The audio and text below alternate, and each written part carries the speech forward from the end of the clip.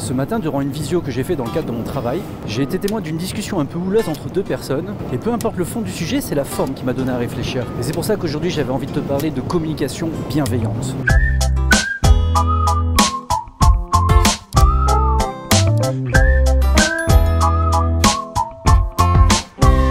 Lorsque je bossais chez Apple, durant la formation qu'ils nous donnent avant qu'on prenne notre poste, un des points principaux, si ce n'est même l'axe principal de la formation, était surtout axé autour de la communication.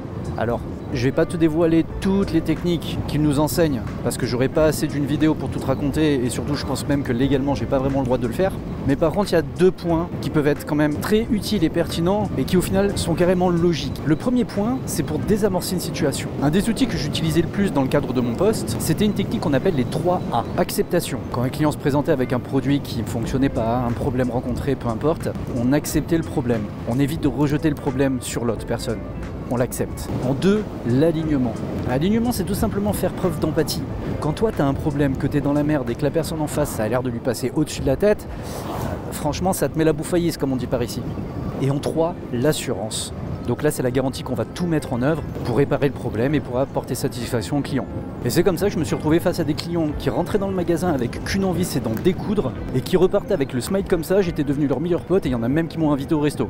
Le deuxième outil, qui à mon avis est un indispensable, qu'on devrait tous connaître, mais même à l'échelle de notre vie sociale, c'est ce qu'on appelle le fearless feedback. Donc en anglais, le retour sans peur. Donc pour ceux qui ne sont pas familiers avec tous ces termes anglo-saxons, un feedback, c'est le fait de faire un retour. Quand quelqu'un dit est-ce que je peux te faire un feedback, c'est est-ce que je peux te faire un retour, te donner mon avis en gros sur un sujet. Et le fearless, donc c'est sans peur.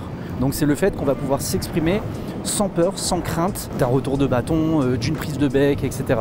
Donc ce fearless feedback, imaginons que c'est vous qui voulez faire un feedback à une personne parce que vous avez constaté un truc qui ne va pas, bref, vous avez un truc à dire à cette personne. Et ça peut même être au sein de votre relation de couple, hein. Vous avez un truc à dire à votre femme ou à votre conjoint, peu importe. C'est en premier lieu de demander à la personne en face, avant tout, si cette personne est disponible d'un point de vue timing, mais surtout d'un point de vue mental, état d'esprit, si cette personne donc est disponible pour recevoir un feedback. Parce que si vous voulez faire un feedback à chaud à une personne qui a les couilles retournées parce qu'elle vient de se prendre la tête avec un client ou à votre conjointe parce que vous voulez lui faire un feedback et que manque de bol, la personne en face a les couilles retournées parce qu'il ou elle a passé une mauvaise journée, vous pouvez être sûr que la discussion elle sera pas forcément très constructive.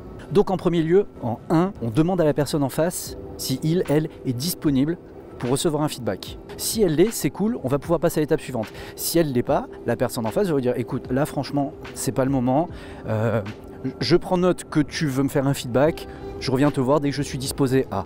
Le deuxième point important à retenir dans le cadre d'un fearless feedback, et c'est ça que j'ai décelé ce matin durant la visio à laquelle j'ai assisté, et qui manquait de la part des interlocuteurs, quand on doit partager une critique, quand on doit mettre en lumière un problème et qu'on doit donc du coup faire un feedback avec quelqu'un, genre ouais telle problématique, t'as réagi de telle manière ou t'as fait ci ou t'as fait ça.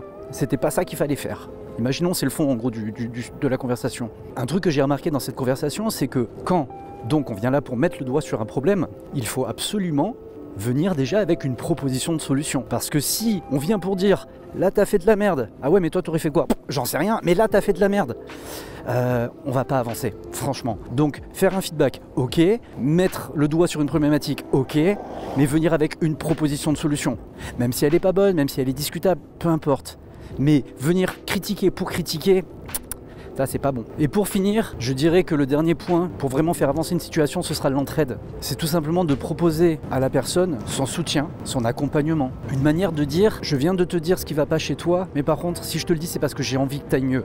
Et donc là, plus que d'être informatif, on va essayer même d'être carrément proactif et d'aider la personne à s'élever. Et c'est en ça que les fameux 3A dont je parlais au début sont importants. Acceptation, alignement, assurance, c'est cette preuve d'empathie. Et il ne faut jamais perdre de vue que de toute manière, on est tous différents. Donc la manière dont on va dire les choses, la manière dont elles seront perçues en face. Je crois que c'est Bernard Werber qui disait « Entre ce que je pense, ce que je dis, ce que tu entends, ce que tu comprends, etc. etc. ça nous fait autant d'étapes pour ne pas se comprendre, mais essayons quand même. » Mais ça me rappelle surtout un extrait de Les hommes viennent de Mars, les femmes viennent de Vénus, où l'auteur nous rappelle qu'il ne faut pas chercher à imposer à l'autre ce dont on aurait envie ou besoin de nous-mêmes, parce qu'on est tous différents. Et comme le disait le grand Pascal Légitimus, il faut cultiver la différence et non l'indifférence. Putain, j'ai l'impression que le cadrage il a salement bougé. Merde. Il faut cultiver la différence et non l'indifférence.